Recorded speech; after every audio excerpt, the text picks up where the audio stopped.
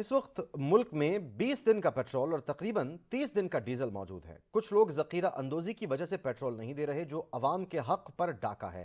وزیر مملکت برائے پیٹرولیم مصدق ملک نے خبردار کرتے ہوئے کہا کہ صرف 4 یا 5 دن کے فائدے کے لیے ذخیرہ اندوزی کرنے والے نقصان اٹھائیں گے اور ان کا لائسنس منسوخ کر دیا جائے گا۔ رک جائے، ابھی رک جائے، ورنہ اگر آپ لوگوں کو تنگ کریں گے تو آپ تنگ ہوں گے۔ اس کے علاوہ کچھ لوگوں کا یہ خیال ہے کہ شاید پٹرول کی قیمت بڑھنے لگی ہے، اسی وجہ سے یہ ذخیرہ اندوزی کی بھی کوشش کر رہے ہیں۔ کچھ ریومر ملز پاکستان میں چلتی رہی ہیں کہ ہمارے مذاکرات ہو رہے ہیں تو پتہ نہیں تیل کی قیمت بڑھ جائے گی۔